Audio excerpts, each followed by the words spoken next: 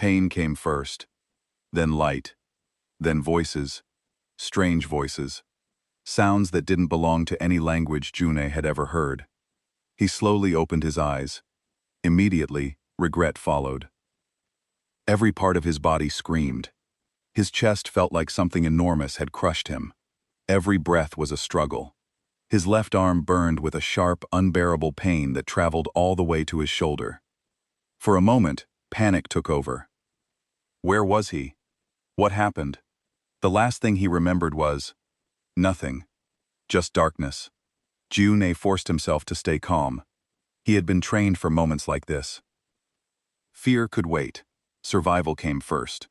He took a slow breath and looked around. The ceiling above him glowed with a soft blue light.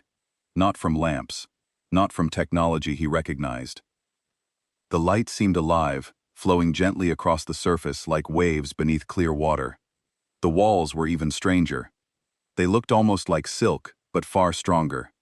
They curved around him, surrounding the bed like the inside of a giant cocoon.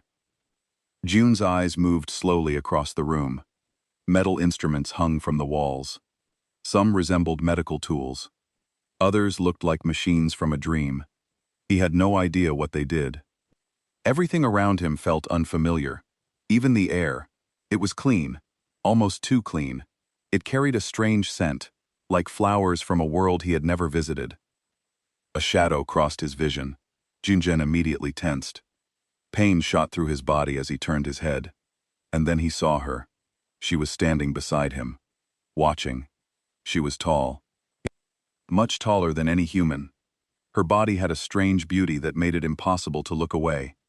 Her skin carried shades of blue and green, mixed together with a soft, glowing shimmer. Her large eyes were the color of warm honey. And strangely, they looked kind. Not threatening, not cruel. Kind. Two thin organs extended from the top of her head, moving slowly through the air as if sensing his presence. She wore something similar to a doctor's coat, but it wasn't made. It looked grown, like it had developed naturally from some living material. June stared at her, unsure if he was awake or trapped in some strange dream. Then she spoke. The sound froze him. It wasn't a human language. It wasn't anything close. There were soft clicks, musical tones, gentle vibrations. Like someone was singing and speaking at the same time. Junjun's hand slowly moved toward where his weapon should have been. Nothing. Empty. The realization hit him. He was completely helpless. The alien noticed. Her glowing eyes shifted toward his movement. For a moment, neither of them moved. Then something unexpected happened. The alien lowered her head slightly. A gesture. Almost like respect. And through the strange sounds, a translation device somewhere nearby activated. A calm voice filled the room. Human. June froze. The alien looked at him. You are awake. His heart started beating faster. Not because of fear, because of one impossible thought. They knew what he was. They knew he was human. And that meant one thing. He wasn't the first human they had ever seen.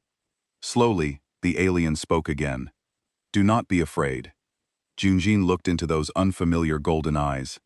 After everything he had been through, after waking up in an alien world, after finding himself surrounded by a species he didn't understand, he realized something. She was not treating him like a prisoner. She was treating him like a patient. And that made the situation even more confusing. Because if these aliens weren't his enemies, then why had they saved him? Then after a moment, words formed in his head. His neural translator was working slowly, matching her sounds to meaning.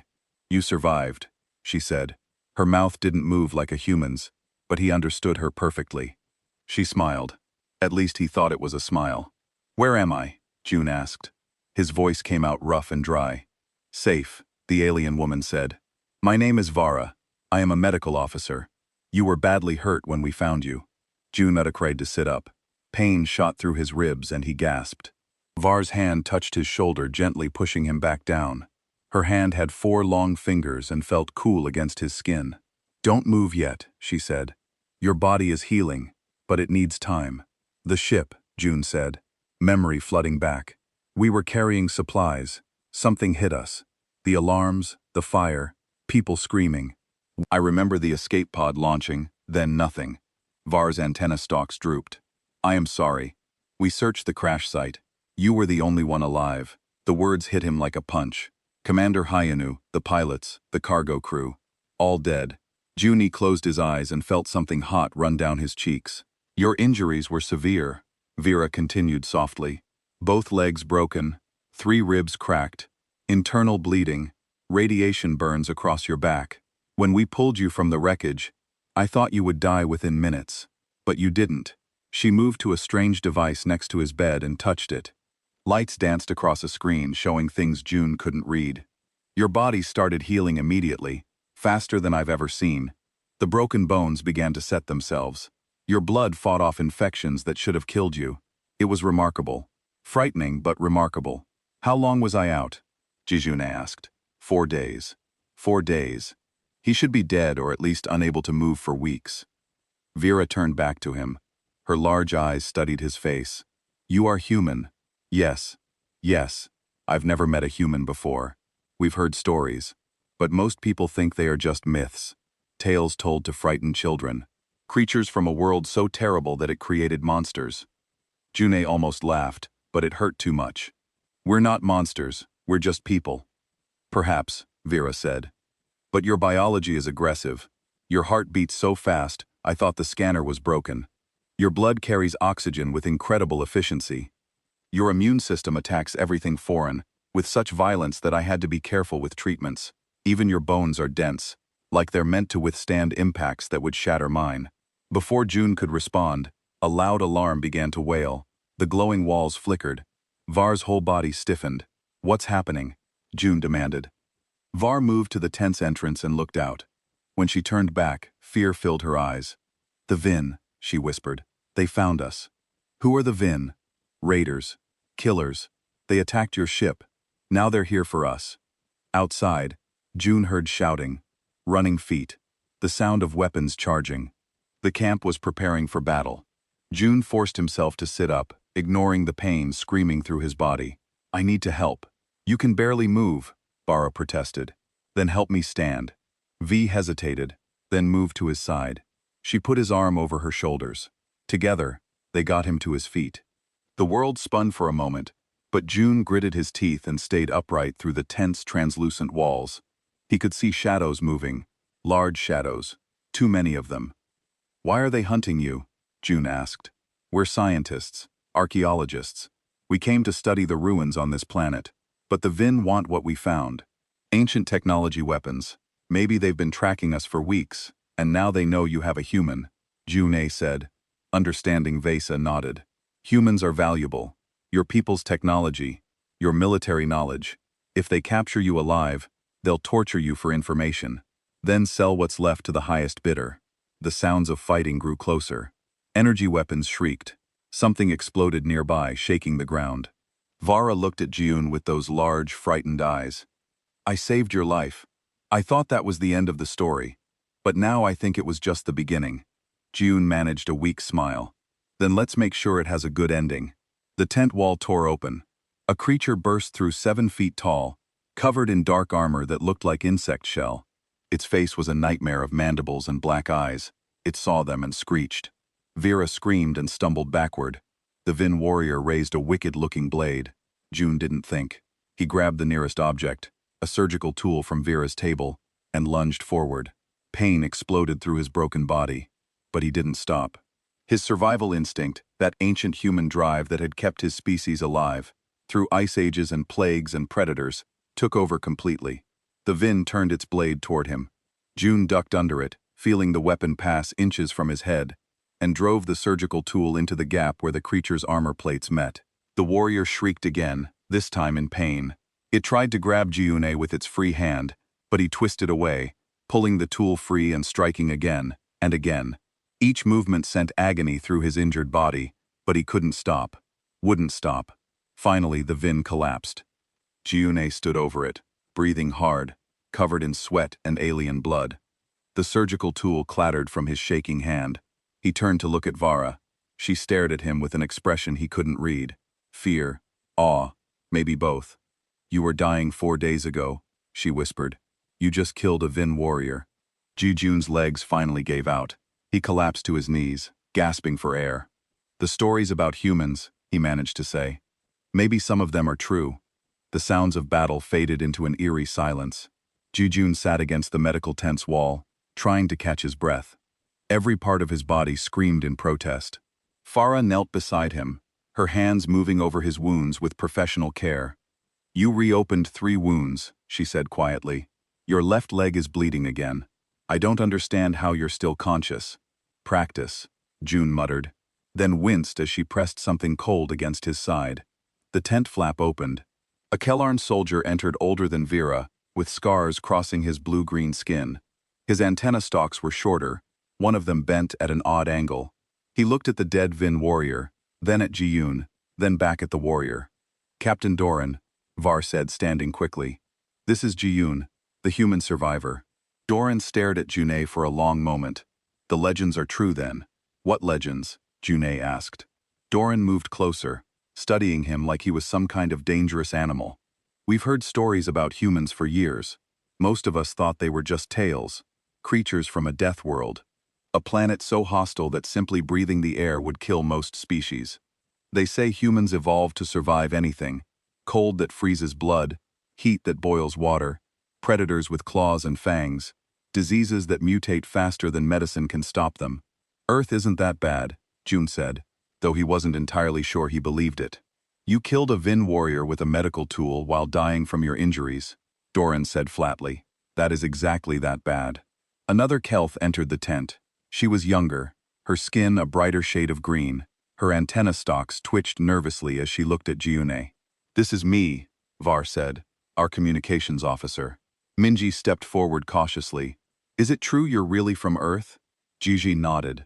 Born in Seoul, joined the Colonial Defense Force 5 years ago. Minji's eyes widened. I've studied human culture. Well, what little information exists in the galactic database? Your music, your art, your literature. It's also violent, but also beautiful.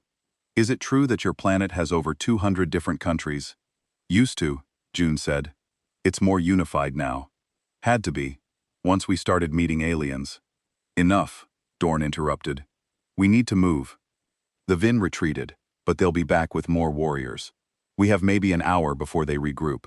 Can we reach the extraction point? Vara asked. Dorn shook his head. Not before they catch us. We'll have to go through the canyon pass. It's dangerous terrain, but it's our only option. He can't walk through a canyon, Var protested, pointing at June.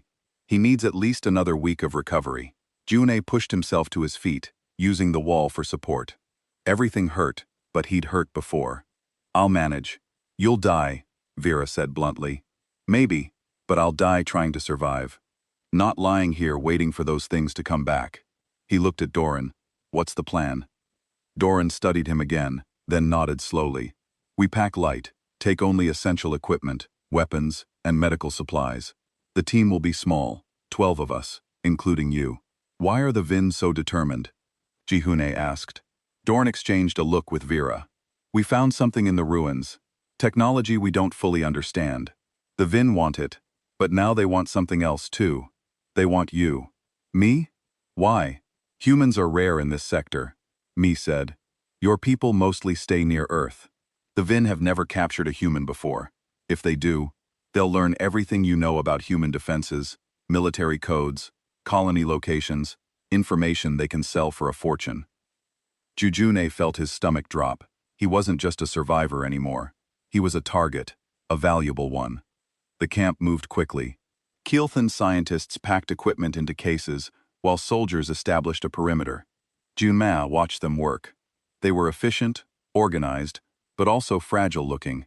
Their movements were graceful, but not strong. When one soldier struggled to lift a container, Junma limped over and picked it up with one hand. The soldier stared at him in shock. How? Gravity on Earth is stronger, June explained. We're built heavier. Denser bones, stronger muscles. What's heavy for you is just normal for me. Word spread quickly. The human could lift things that should crush him. The human killed a rain warrior with a simple tool. The human walked on broken legs like it was nothing. Juan noticed the looks. Some were afraid. Some were curious. All of them were wary. A young Kelth soldier approached him as they prepared to leave. "My name is Dehun," he said. "I wanted to ask, is it true that Earth has creatures that hunt humans?" Juan nodded. "Bears, big cats, sharks in the oceans, crocodiles in the rivers. Lots of things want to eat us." Dehun's antenna stalks trembled. "And you just live there on a planet actively trying to kill you." "It's home," June said simply. "You learn to be careful. You learn to fight back when you have to. You survive." The group set out as the planet's sun began to set. The landscape was harsh. Red rocks and deep canyons stretched in every direction. The temperature was dropping fast. For the Keelthan, wearing environmental suits, it was manageable.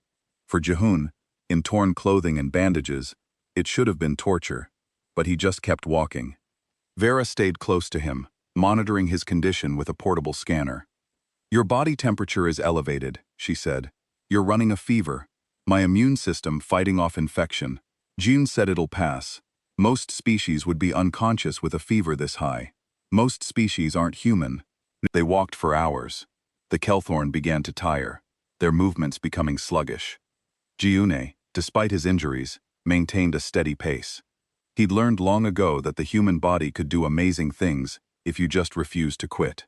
As night fell completely, they stopped to rest. The Kelthan set up a small camp with energy barriers to keep out the cold and any predators. Thurun sat apart from the group, looking up at the alien stars. Barash joined him, carrying 2 containers of food. "You need to eat," she said, offering him one. The food was strange but edible. Some kind of protein paste with a sweet flavor. Jehun ate it without complaint. "Why did you save me?" he asked suddenly. Vera looked at him with those large amber eyes. "Because that's what I do. I'm a healer.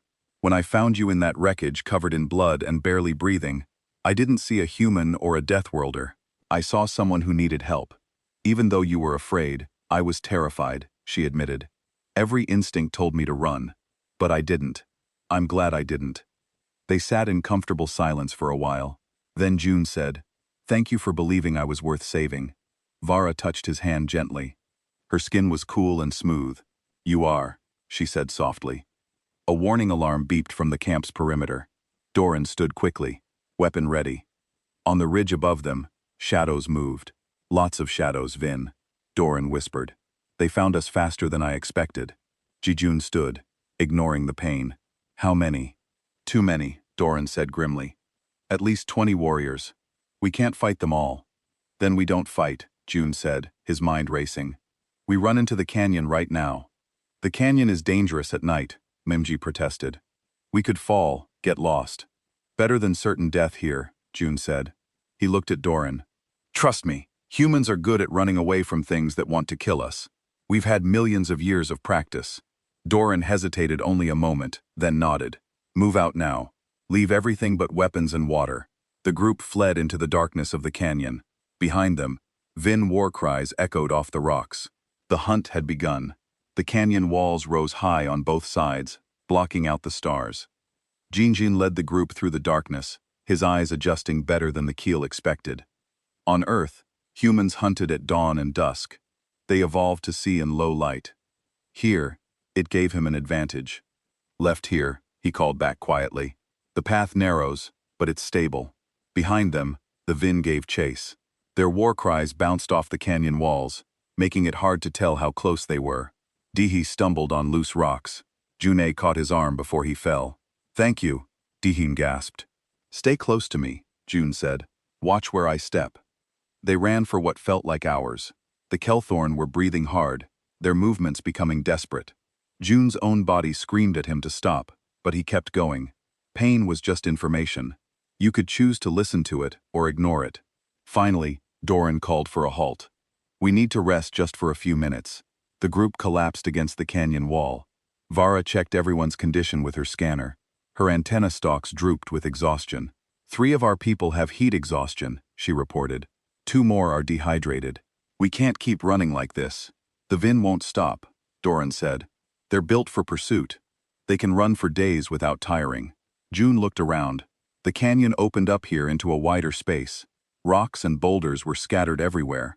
An idea formed in his mind. "What if we don't keep running?" he said. Everyone looked at him. You want to fight them? Mi asked. There are too many. No.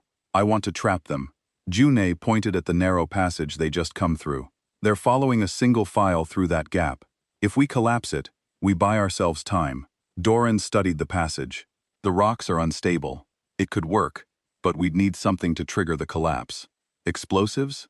Jijun suggested. We left those behind, Doran said. All we have are energy weapons. Jijun looked at the rocks again. A plan formed. Dangerous. Probably stupid, but it might work. Then we do it manually.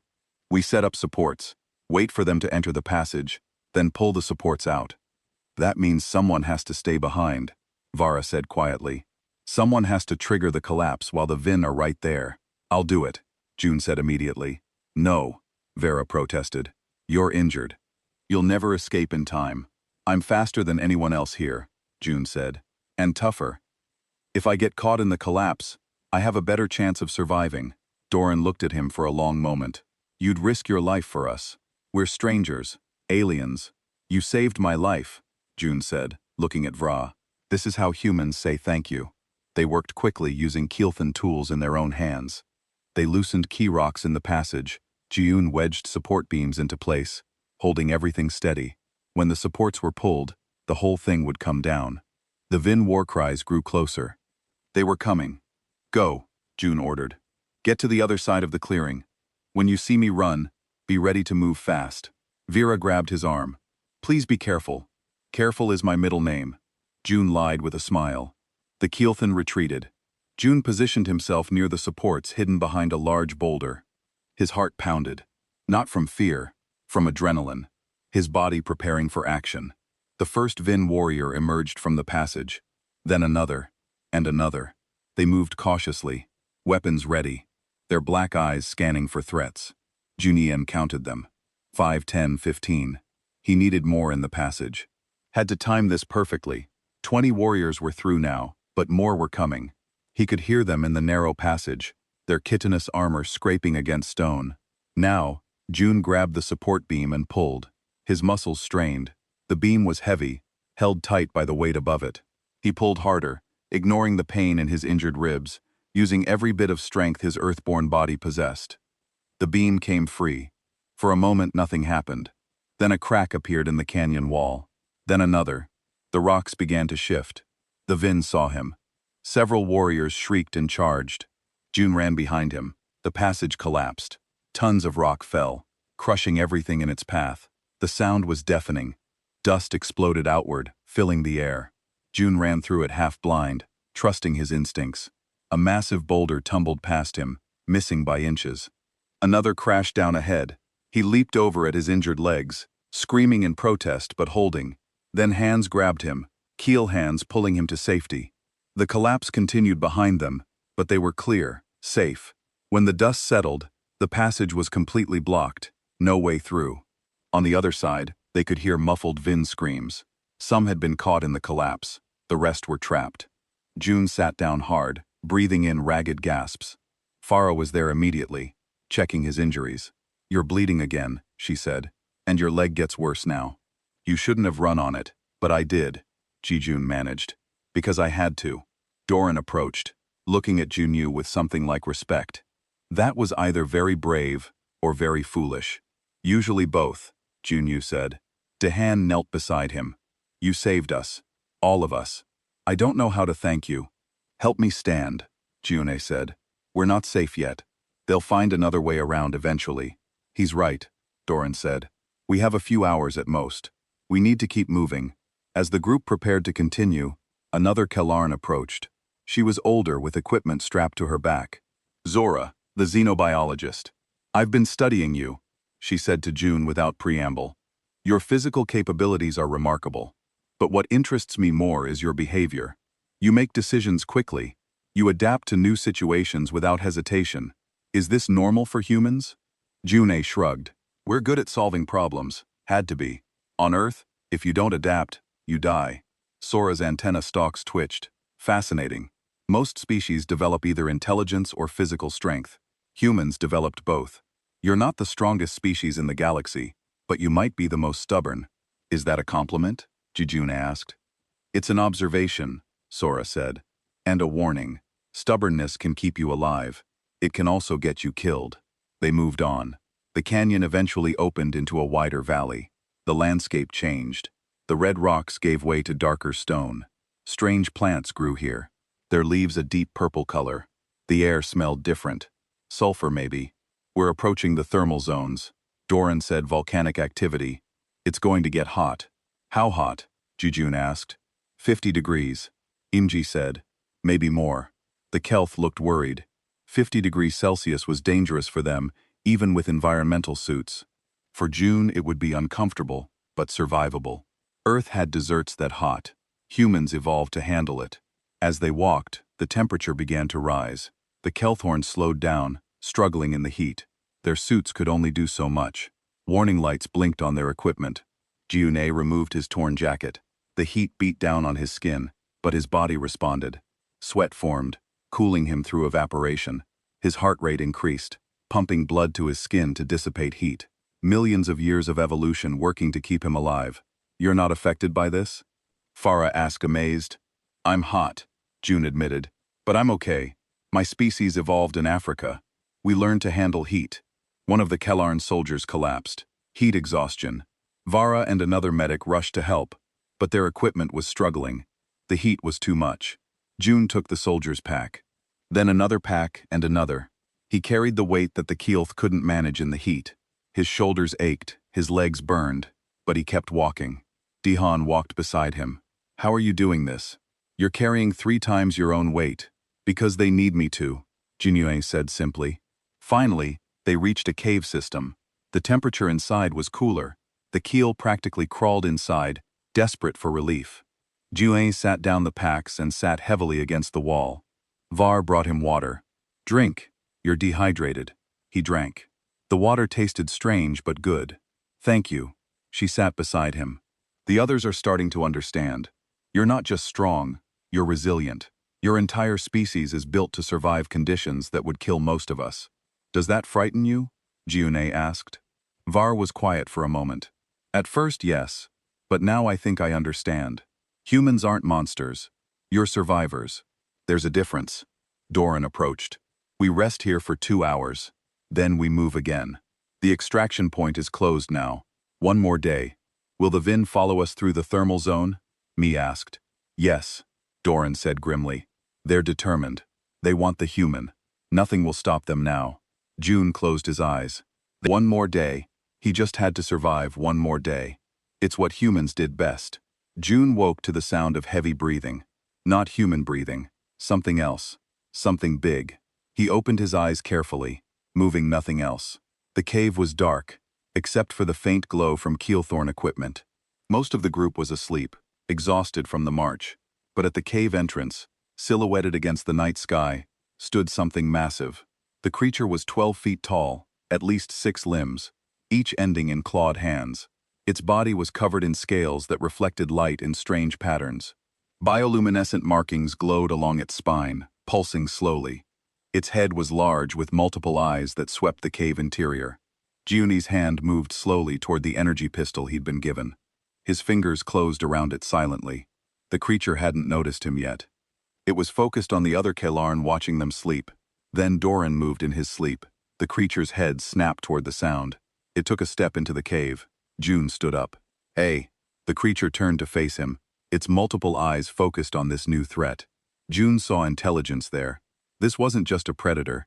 It was thinking, calculating. The Kelth began to wake, confused and frightened. Var saw the creature and gasped. Scarith? Oh no. What's a Scarith? June asked, not taking his eyes off the creature. Apex predator, Doran said, now fully awake and reaching for his weapon. Territorial aggressive. We're in its den. The Scarath made a sound. Not quite a roar. More like a deep vibration that Jijune felt in his chest. It was a warning. Leave or die. Can we fight it? Magi whispered. No, Doran said flatly. Energy weapons barely scratched their hide. We need to retreat slowly, but they couldn't retreat. Behind them, deeper in the cave system, June heard new sounds, clicking, scraping, the familiar noise of Ren warriors moving through stone passages. They found another way in, Dehi said, his voice shaking. We're trapped. Trapped between the Scarath in front and the Vin behind. June's mind raced. Two threats, both deadly, both closing in. There had to be a way out. Humans didn't survive on Earth by being the strongest. They survived by being clever. The Scarath is territorial, right? Ji-Jun asked. Extremely, Sora said. It will attack anything that enters its territory. Anything. Ji-Hun looked back toward the deeper caves where the Vin were approaching, even other intruders. Doran understood immediately. You want to make them fight each other. The Vin are invading its territory, Ji-Hun said. We just need to make sure it knows that. That's insane, Mi said. Insane is all we have left, June replied. He looked at the group. Get ready to move. When this starts, it's going to get messy. Head for the left passage. There's another exit that way. I saw it when we came in. What are you going to do? Vara asked. Something stupid, June said. He stepped toward the Scarath. The creature watched him approach. Its bioluminescent markings pulsed faster. June was close enough now to see its teeth, each one as long as his finger, sharp, designed to tear meat from bone. June took a deep breath. Then he did something that went against every survival instinct he had. He made himself bigger, spread his arms wide, puffed out his chest, made eye contact with the predator. Then he roared. It wasn't a sophisticated sound. It was primal, ancient. The sound a human male makes when facing down a threat. The sound that human ancestors used to scare away predators on the African savanna millions of years ago. The Scarath stopped, its eyes widened. This tiny creature was challenging it, not running, not submitting, challenging. For a moment, nothing happened.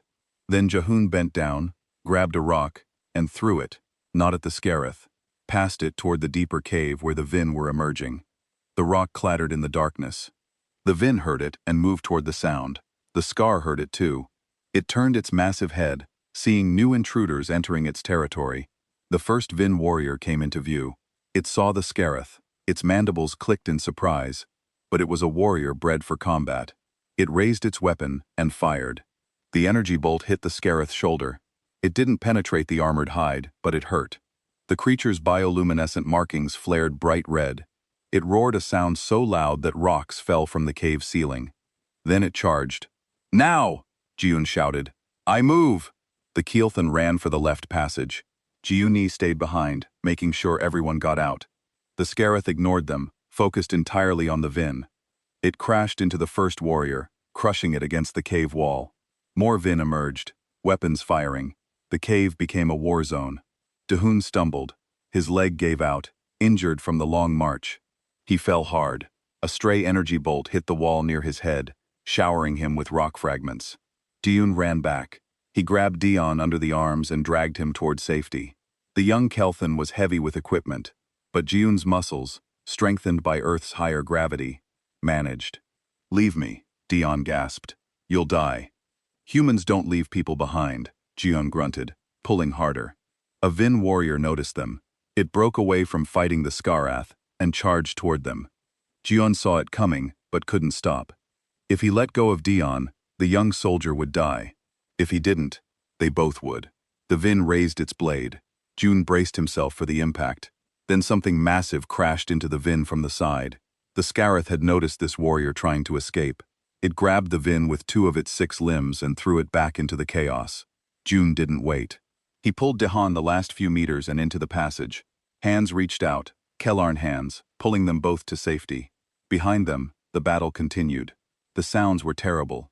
Vin screeches, the Scarath's roars, weapons firing, things breaking, things dying.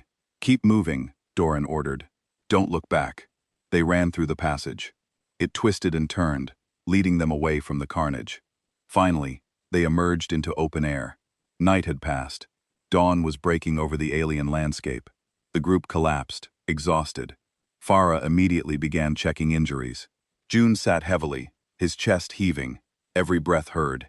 His body had been pushed beyond any reasonable limit. Dehunnik crawled over to him. You saved my life. Thank you. You're welcome, June managed. Why? Dehun asked. Why risk yourself for me? I'm not your species, not your responsibility. June looked at the young soldier. Where I come from, when someone falls, you help them up. That's not a human thing. That's just being decent. Doran approached. You stood up to a Scareth. Made it hesitate. I've never seen anything like that. Predators respect confidence, June said. Even if it's fake. I learned that on Earth. Bears, big cats. They're looking for easy prey. If you make yourself seem dangerous, sometimes they back down. Sometimes, Vara repeated. What if it hadn't backed down? Jiwen shrugged. Then I would have died. But so would you if I did nothing. At least this way there was a chance. Sora studied him with her scanner. Your stress hormones are elevated but stabilizing. Your body is already recovering from the exertion. Remarkable. Most species would be unconscious right now. Humans evolved to be persistence hunters, Junie explained. We can keep going long after our prey collapses. It's in our biology. Everything about your species is about survival, Sora said. Your muscles, your bones, your brain, your emotions. All of it designed to keep you alive in a hostile world. Is that so different from any other species? June asked. Yes, sort of said simply. Most species evolved on worlds that were kind to them. They developed intelligence or social structures or camouflage. Humans developed everything. You're generalists in a galaxy of specialists. Vera finished treating June's wounds. New bandages covered old ones. You're running out of body parts that aren't injured, she said softly. I'll heal, June said. You shouldn't, Va said. By all medical logic, you should be dead 3 times over. But you keep going. I don't know if that's inspiring or terrifying. Can it be both? June asked with a weak smile. Var touched his face gently. Her cool hand felt good against his fever-hot skin. Yes, she said quietly. I think it can. Mimji called out from where she was working on the communication equipment. I'm picking up something. A signal. Human frequency. Everyone turned. That's impossible. Doran said June was the only survivor. It's definitely human. Mi insisted. Automated distress beacon. It's coming from the Blackfire Wastes. The Wastes? Var said. Nothing can survive there. The temperature exceeds 80 degrees. The atmosphere is toxic. June stood up. Someone's alive out there. We can't go there. Doran said. Our environmental suits will fail. It's suicide. Then I'll go alone. Jean said. You'll die. Vara protested. Maybe. But if there's even a chance someone from my crew survived, I have to try. He looked at Doran. It's what humans do. We don't abandon our own. Doran studied him for a long moment, then nodded. I'll come with you. A small team. We'll get as close as we can.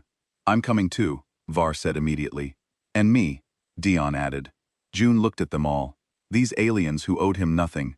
Who should fear him? But instead, they stood beside him, ready to face death together. Thank you, he said quietly. But they prepared to march into hell itself. The Blackfire Wastes waited, burning under an alien sun. And somewhere in that inferno, another human was waiting to be saved. The Blackfire Wastes earned their name. Black volcanic rock stretched in every direction, broken by vents that spewed superheated gas. The air shimmered with heat. Even from a distance, you could feel it pressing against his skin like a physical weight. The Kelthorn environmental suits started beeping warnings before they even reached the edge. Vara checked her readings and shook her head. We can maybe go half a kilometer. After that, the suits will fail. The signal is coming from 3 kilometers in, Mi said, monitoring her equipment. Still active. Whoever it is, they're alive. June looked at the wasteland ahead. 3 kilometers might as well be 300. I'll go alone from here. You'll die. Doran said it wasn't an argument, just a fact, maybe. June admitted. He removed his jacket, then his shirt. The heat was already intense.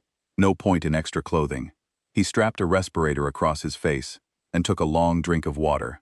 But I have to try. Vara grabbed his arm. Jiune, please. The temperature in there is over 80 degrees.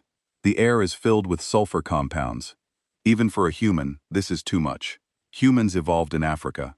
June said, we learned to survive heat. We learned to keep going when everything said to stop. It's literally in our DNA. He touched her face gently. I'll be back. I promise. He walked into the wastes alone. The heat hit him like a wall. Within minutes, sweat poured down his body. His skin felt like it was burning.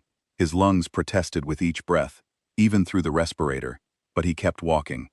1 kilometer in, his vision started to blur. Heat exhaustion. He could feel it. His body was working overtime to cool itself. Heart racing, blood vessels dilating, every biological system screaming that this was too much. But he didn't stop. 2 kilometers. His legs felt like rubber. His mouth was completely dry despite all the water he'd drunk. The heat was inside him now, cooking him from within. He stumbled, caught himself, kept moving. Somewhere in his foggy mind, June remembered his training. The Colonial Defense Force prepared humans for extreme conditions. They'd made him run in deserts, made him work in heat chambers, pushed him past every limit. At the time, he'd hated it. Now it was keeping him alive. 3 kilometers. He saw it, an escape pod, half buried in volcanic ash. The hull was scorched black, but the beacon was still flashing. Someone inside had survived. Against all odds, they'd survived. June fell to his knees beside the pod. His hands burned, and blistered found the emergency release. He pulled. Nothing. The mechanism was jammed. He pulled harder using the last of his strength. The hatch opened. Inside, a woman lay curled in the emergency seat. Her uniform identified her as Sergeant Yuna, one of the combat engineers from his ship. Her leg was bent at a wrong angle. Burns covered her arms, but she was alive. Her eyes opened. She looked at June. A weak smile crossed her cracked lips. "Took you long enough, Lieutenant." "Sorry," June managed. "Had to walk." 3 weeks, June said, her voice barely a whisper. "I've been here 3 weeks. Water ran out days ago. I should be dead. But you're not," June said. He pulled her from the pod. She screamed as her broken leg moved but bit down on the sound. Tough. Combat engineers were always tough. The ship, Yuna gasped as June lifted her onto his back.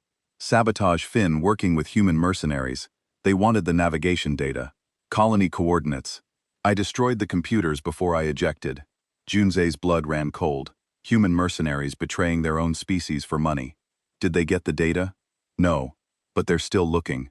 Still on this planet somewhere. If they find you, if they find me, they'll torture us until we give them what they want. June started walking back. Yuna on his back. The return journey was worse. Much worse. His body was already at its limit. Now he carried another person's weight 1 kilometer back. His legs were shaking. Each step was agony. The heat felt like it was melting his brain. But he kept moving. Humans were persistence hunters. They could keep going long after prey collapsed. It was what they did. 2 kilometers. He fell, got back up, fell again. Yuna, despite her own pain, whispered encouragement. "Come on, Lieutenant. Don't quit on me now." "Not quitting." June gasped. "Just resting." He forced himself up again. 1 foot in front of the other. That was all. Just 1 more step. Then another. Then another. 3 kilometers. The edge of the waste. June saw figures ahead. The Kellarn Farah was running toward him against all sense, pushing into the deadly heat. "I told you to stay back," June mumbled. "And I told you not to die," Vara said, taking some of Yuna's weight. "Looks like neither of us listens well." Together, they got Yuna to safety. Doran and Dion rushed forward to help. They carried her to the medical area Vara had prepared. June collapsed the moment they took Yuna from his arms. Farah's hands moved over him quickly. Scanning, treating. "Your core temperature is 41 degrees. You should be unconscious. Brain damaged. Dead. Feel dead." Jijun managed. "Your body is already starting to recover," Vara said, amazement in her voice. "Already cooling down. Already repairing damage. I don't understand how this is possible." "Humans, stubborn," Jijun said, then passed out. He woke to the sound of weapons fire. His eyes snapped open. Night had fallen. How long had he been unconscious? Hours? A day? For I was beside him. "You're awake. Good. We have a problem." "What kind of problem?" "The kind with guns?" A new voice said. Human voice. Jujun turned his head. A man stood there wearing powered armor. Human armor. Military grade. A mercenary. His face was hard, eyes cold. "Lieutenant Junjun," the mercenary said. "My name is Tunjun, and you have something I need." "Go to hell," Jun said. Tunjun smiled. "Already there. This whole planet is hell, but it pays well. The Vin want colony coordinates. They're willing to pay a fortune. All you have to do is tell me what I need to know." "Never," Jun said. Tijun's smile disappeared. "Then I'll take the engineer. She'll talk eventually. They all do." He gestured to his men. "Get her." Jun tried to stand. His body pushed past every limit, barely responded. But he got to his feet anyway. "You'll have to go through me. You can barely stand," Tijun observed. "This will be quick." The mercenary raised his weapon, but before he could fire, energy bolts struck from the side. The Kelth fighting back. Doran led them weapon blazing. Tijun's men scattered for cover. In the chaos, June grabbed a discarded plasma pistol. His hands shook, but he managed to aim.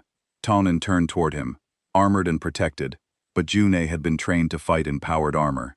He knew the weak points. He fired. The bolt hit the armor's knee joint. Tijun stumbled. Jujun fired again, hitting the other knee. The mercenary fell. Jujun advanced each step torture. He stood over the fallen mercenary. "You betrayed humanity. Your own people for money." Tujun laughed even in defeat. "Humanity? There's no such thing. Just people trying to survive, just like you." "No," June said. "Not like me. I survive by protecting people. You survive by selling them out." He disabled the armor's power system, leaving Tujun trapped inside. "The Vin can have you." The other mercenaries, seeing their leader fall, retreated. The Vin, who'd been waiting nearby for the mercenaries to do their work, charged forward, but they found only disabled armor and fleeing humans. No prize, no data. Jujun stumbled back to Vara. She caught him before he fell. "We need to leave," she said. "Now the Vin won't stop." "Extraction point?" June asked. 2 hours, Dorn said. "A shuttle is coming. Can you walk?" June looked at Yuna, unconscious, but stable in Vera's care. He looked at the Keelthnar who'd risked everything to help him. "Yes," he said. "I can walk." They moved through the night. Slower now. Careful. The Vin were still hunting, but the group knew how to hide, how to move quietly. Junie had taught them well. As dawn broke, they reached the extraction point. A Keelthorn shuttle descended from orbit, its engines glowing bright against the alien sky. Hope, safety, survival. They boarded quickly. The shuttle lifted off just as Vin warriors reached the landing zone, but they were too late. The shuttle climbed toward space, leaving the deadly planet behind. Inside, Jiyun finally let himself rest. Vara sat beside him, monitoring his vitals. "You did it," she said softly. "You saved her." "You saved all of us. We saved each other," June corrected. "That's what friends do." Var touched his hand. "Friends? Yes, I like that." Dahun approached. "The shuttle is heading to a Kellarn command station. From there, we can get you both back to human space." "Both?" Jihun asked. "You and Sergeant Yuna?" Dahun clarified. "Though the captain says there's a complication." "What complication?" Doran entered the medical bay. His expression was grim. "We intercepted Vin communications.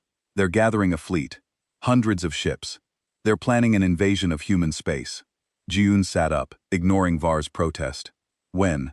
"Soon. Weeks, maybe. And there's worse news. The Galactic Council has refused to intervene. They've reinstated the quarantine on human space. No aid. No support. Humanity is on its own." The words hung in the air. On its own, against hundreds of Ren warships. It should be hopeless. But June smiled grimly. "Then we'll do what humans do best. We'll survive. We'll fight. We'll win." He looked at Vera. "Will you help us?" Vara didn't hesitate. "Yes, of course. Always." Doran nodded. "The Kalar owe you a debt. More than that, I believe in what you're fighting for. I'll present your case to our leadership." The shuttle reached orbit. It hung in space like a small moon, home to thousands of species from across the galaxy. Ships came and went, constantly, bringing delegates and diplomats from every corner of known space. June stood in front of a mirror in the quarters they'd given him. His uniform had been cleaned and repaired. His wounds were healing thanks to Vera's constant care, but he looked tired, old. The past weeks had aged him. A knock on the door. Vera entered. She'd changed into formal Kelth clothing, elegant and flowing. "Are you ready to talk to a council of aliens who fear and hate my species?" Jiyun managed a weak smile. "Sure, I'm ready." "They don't all hate you," Vera said. "Some of us believe humans deserve a chance." "Some," June repeated. "What about the rest?" Bar didn't answer. She didn't need to. The council chamber was enormous. A vast amphitheater, where representatives from hundreds of species gathered. June entered with Vera, Doran, and Yuna, who insisted on coming despite her injuries. The moment they appeared, the chamber erupted in whispers. June saw fear on alien faces. Some delegates physically moved away, others stared with open hostility. A few looked curious, but most looked afraid. At the center of the chamber, on a raised platform, sat the council chair. Ambassador Venthus was a crystalline being, his body made of what looked like living glass. When he spoke, his voice resonated like wind chimes. "Order," Venthus called. "We are here to discuss the human situation and the Vin threat. Captain Doran of the Kelth has requested we hear testimony. Why should we listen to Deathworlders?" A voice called out. A delegate from a species June didn't recognize. "They're dangerous. Everyone knows this." "Dangerous to whom?" Doran said, stepping forward. "This human saved my life, saved my entire team, risked everything for strangers who feared him. That doesn't change what they are," another delegate said. "Earth was quarantined for a reason. First contact went wrong. Thousands died. We cannot risk another incident." Venthus raised a crystalline hand for silence. "Lieutenant June, you may speak." Junyu stepped forward. Every eye in the chamber followed him. He felt their fear like a physical thing. These were civilized species advanced. They'd never had to fight for survival the way humans did. They'd never had to become what Earth made them become. "I know what you think of us," Junyu said. His voice carried in the silent chamber. "You think we're monsters, violent, dangerous. And maybe you're right. My species evolved on a world that tried to kill us every day. We learned to fight back. We learned to survive no matter what." He looked around the chamber. "But survival isn't the same as cruelty. Yes, we're strong. Yes, we're tough. But we also know compassion. We know loyalty. We know how to protect those weaker than us because we remember what it was like to be weak." "Pretty words," a delegate said. "But words don't change history. The first contact incident killed thousands." "That was a mistake," June added. "A terrible mistake. We didn't understand your customs. You didn't understand ours. People died. But does one mistake mean we should be judged forever?" Barr stepped forward. "I've studied this human's biology extensively. Yes, they're built for survival. But that's not a threat. That's evolution. Every species here evolved to survive their home world. Humans just had a harder world to survive." "Too hard," someone muttered. "They're Deathworlders. They don't belong here." Yuna limped forward. "The Vin are coming. Not just for humans.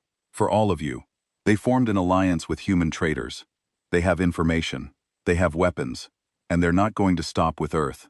The Vin are a problem," Vanthus acknowledged. "But one we can handle without involving humans." "Can you?" Jiyun asked. "The Vin are warriors. They've been fighting for centuries.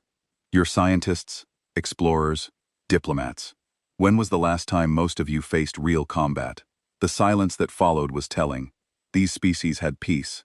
They'd built a civilization based on cooperation and understanding. War was something they'd moved beyond. The Vin hadn't. "You need us," June said quietly. "You don't want to. You're afraid of us. But the truth is, sometimes the scariest thing in the galaxy is exactly what you need to survive." Before anyone could respond, alarms blared throughout the station. Red lights flashed. An announcement echoed through the chamber. "Vin attack fleet detected. Multiple ships, all personnel to defensive positions." Panic erupted. Delegates rushed for the exits. Vanthus tried to maintain order, but fear had taken over through the chambers. Massive windows. June saw them. Vin warships. Dozens of them dropping out of faster-than-light travel. They were here. They weren't waiting. They were attacking now. Dorn grabbed Gion's arm. "We need to evacuate." "Where?" Gion asked. "They're surrounding the station. There's nowhere to go." Yuna checked her communicator. "Station defenses are activating. Security forces are responding. But the Bryn are boarding. Multiple breach points. Then we fight," June said simply. "You're injured," Barr protested. "Both of you.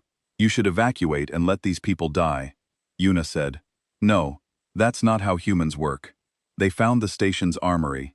Galactic Council security wasn't military, but they had weapons. Shiune and Yuna armed themselves quickly, their military training taking over. Doran and several Kalar soldiers joined them. "The Vin are pushing toward the central core," a security officer reported. "If they take control there, they can override all systems, open all airlocks. Everyone dies. Then we stop them," June said. "What's the fastest route to the core?" "Through the commercial district. But it's a kill box. Long corridors, no cover. They'll see us coming. Yuna smiled grimly. Then we don't give them time to shoot. They moved fast. June led, using every bit of training he had. The corridors were chaos. Civilians running, fires burning, the sounds of combat echoing from every direction. But they pushed forward. The first Vin warriors appeared. 3 of them, weapons ready. They expected easy prey, soft civilians. What they got was 2 human soldiers who'd been trained since childhood to fight. Jiune and Yuna moved as a team. Cover and fire. Advance and reload. The Vin had never faced human military tactics. They were strong, fast, deadly. But humans were tactical. Humans used terrain. Humans worked together with perfect coordination. The 3 warriors fell. The group pushed on. More Vin appeared. More fell. Word spread through the station's security network. The humans were holding. The humans were fighting back. Galactic security forces rallied to their position. June found himself giving orders, organizing defenses, directing fire. The security forces weren't soldiers, but they were brave. With leadership, they could fight. They reached a critical choke point, a junction where 3 corridors met. The Vin were trying to push through. If they succeeded, they'd reach the core.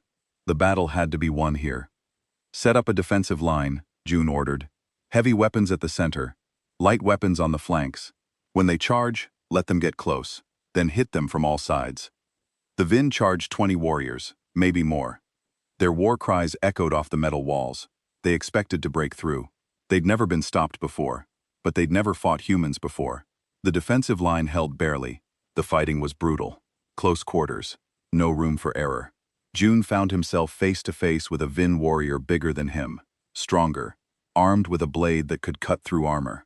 But June had survived the crash, survived the wastes, survived everything this hostile universe had thrown at him. One more warrior wasn't going to stop him now. He fought with everything he had. Not elegant, not clean, just brutal, determined survival. When the warrior fell, June was covered in wounds, but he was still standing. The Vin retreat came suddenly. Their ships pulled back, fleeing into faster-than-light travel. The station was saved. Damaged, but saved. Jiwang collapsed against a wall. Vara was there immediately, her medical scanner working. You're bleeding again. Multiple new wounds. How are you still conscious? Stubbornness, Jiwang said. Brenthus approached, his crystalline body cracked in several places. You saved us. You and Sergeant Yuna. When everyone else ran, you fought. That's what soldiers do, Yuna said simply. I was wrong, Venthus said. The council was wrong. We feared what you could do to us. We didn't see what you could do for us. He looked around at the delegates who were slowly returning. Seeing the human soldiers who'd saved them, the quarantine will be lifted. Humanity will be welcomed into the galactic community. Just like that, Jiune asked. No, Brentha said honestly. Many will still fear you. Fear takes time to overcome, but today you showed us that fear and respect can exist together. That sometimes the most dangerous ally is exactly what you need. Dihai appeared, helping coordinate the wounded. When he saw Jiune, he smiled. You did it. You changed their minds. We did it, June corrected. All of us together. Var took his hand. What happens now? Now we go home, June said. Warn Earth about the Vin. Prepare for what's coming, and this time, we won't be alone. He looked out at the stars through the damaged station windows. War was still coming. The Vin hadn't been defeated, just delayed. But something had changed, something important. Humanity wasn't isolated anymore. They had allies, they had friends, and together, maybe they could survive anything. Will you come with us? June asked Vara. To Earth? Var looked frightened for a moment. Earth. 3 months later, June stood on a viewing platform overlooking Seoul.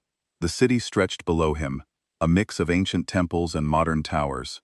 Home. He'd wondered if he'd ever see it again. Behind him, Vara approached cautiously. She was still adjusting to Earth's gravity. It made her movement slower, more careful. But she was learning. It's beautiful, she said. I never imagined cities could be built so tall. We build up because we learned to build strong. June said earthquakes taught us that typhoons. Our planet made us build things that could survive anything. Vera touched the railing. Even that simple action required effort in the heavier gravity. I understand now why humans are the way they are. This world shaped you, made you tough, because nothing else would survive. A thunder crack echoed across the sky. Vara flinched. June smiled. Just a storm. They're common here. Don't worry. The building is designed for it. Common, Vera repeated. On Kalar, we have maybe one storm a year. Here they happen every week. Welcome to Earth, June said. Rain began to fall. Vara stepped back under the shelter, but Jindra stayed in the rain for a moment. He'd missed this. The feel of Earth rain, the smell of home. His communicator beeped. A message from Colonial Defense Command. Lieutenant, your presence is requested. The council is ready. They took a transport to the military headquarters. Inside the meeting room was filled with people. Human officials, Kelth representatives, even delegates from other species who decided to support humanity. Yuna was there, fully recovered now. She'd been promoted to major, put in charge of training joint human-alien forces. Dehi stood beside her, wearing a modified colonial defense uniform. The first non-human to serve in Earth's military, Doran entered with a group of Keelthan officers. He saluted June with respect. In the past 3 months, much had changed. The Keelth had committed ships and resources to defending human space. Other species were following their example. The Vin fleet is gathering. A human admiral began the briefing. Our intelligence suggests they'll attack within 2 weeks. 300 warships, maybe more. We have 150 human ships, another officer said, plus 70 Kelth vessels, and support from smaller fleets. We're still outnumbered. Numbers aren't everything, Yuna said. We've been training mixed crews, human and alien working together. Our tactics, their technology, it's a powerful combination. Doran nodded. The Kalarn have advanced shields and sensors. Humans have better weapons and tactical thinking. Together, we're stronger than the sum of our parts. What about the mercenaries? Someone asked. The humans working with the Vin. Most surrendered when they learned the council lifted the quarantine, the admiral said. Without isolation to exploit, their business model collapsed. The few who remain loyal to the Vin are being hunted. Juane studied the tactical displays. The Vin would attack in waves, trying to overwhelm defenses through sheer numbers. Standard raider tactics. We need to make them fight on our terms, not theirs. What do you suggest? The admiral asked. The Vin expect us to defend our colonies directly, but we're outnumbered. If we spread our forces thin, they'll break through. June pointed to a star system on the map. Instead, we evacuate non-essential personnel and draw them here. A choke point. Make them come through a gravity well where their numbers don't matter as much. That's risky, an officer said.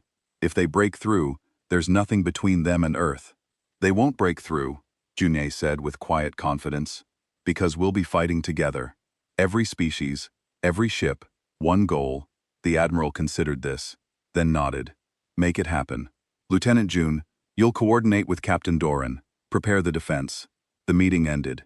As people filed out, Vara touched June's arm. You're going to fight again. Yes. I can't go with you. Not into combat. I'm a healer, not a soldier. I know, June said. But you'll be needed here. When the wounded come back, they'll need you. Vara's antenna stalks drooped. I almost lost you once on that planet. I don't want to lose you again. June took her hand. Her cool skin felt good against his. I survived the crash, survived the wastes, survived everything, because I had a reason to. You're that reason now. Promise me you'll come back, Vera said. I promise, June said. Humans are good at keeping promises. 2 weeks later, the fleet gathered. Human ships and keel vessels formed up together. Other species had sent what they could. It wasn't enough to match the Vinan numbers, but it was enough to make a stand. And Jimmy stood on the bridge of a human destroyer, working alongside Kalar tactical officers. Doran commanded a battleship nearby. Yuna led a squadron of fighters mixed human and alien pilots flying in perfect formation. The Vin fleet appeared. Hundreds of ships just as intelligence predicted. They came in fast, aggressive, expecting an easy victory. They found something else. The battle was brutal. The Vin attacked in waves trying to break through, but the combined fleet held. Keelthan shields absorbed damage while human weapons struck back. Mixed crews worked together, compensating for each other's weaknesses. Hours passed. Ships were damaged. Some were destroyed, but the line held. June coordinated tactics from his station. He saw patterns in the Vin attack, weaknesses, opportunities. Doran, they're concentrating on our left flank. If we pull back slightly, they'll overextend. Then we can hit them from 3 sides. Understood, Dorn replied. Executing the maneuver worked. The Vin pushed forward eagerly, thinking they'd found a weakness. Instead, they flew into a trap. Human and Keelthan ships surrounded them, weapons firing from all sides. The Vin fleet began to break. Not all at once, but ship by ship, they started to retreat. They'd expected an easy raid. They'd found a united defense, something they couldn't break through force alone. Finally, the Vin commander made the decision. The fleet turned and fled, jumping to faster-than-light travel. Defeated, not destroyed, but beaten. Cheers erupted across the combined fleet. Humans and aliens celebrating together. They'd done it. They'd won. Junei allowed himself a moment of relief, then started coordinating rescue operations. There were damaged ships to recover, wounded to treat. The battle might be over, but the work continued. When his ship finally returned to Earth orbit, Var was waiting at the dock. She ran to him as fast as the gravity allowed, and he caught her in his arms. "You came back," she said. "I promised," June said in the following months. Everything changed. The Vin threat diminished. Without easy targets, their raiding became less profitable. Some of their warriors even sought peace. Tired of endless war, humanity integrated into galactic society. Slowly, carefully, there was still fear, still suspicion, but also respect. And gradually, friendship exchange programs began. Humans traveled to alien worlds. Aliens visited Earth. Cultural barriers broke down. Understanding grew. Dihi became a symbol of this new era, a Keelarn serving in human military, teaching others that cooperation was possible. Yuna led training programs showing that different species could work as one unit. Duran and Junj remained close friends.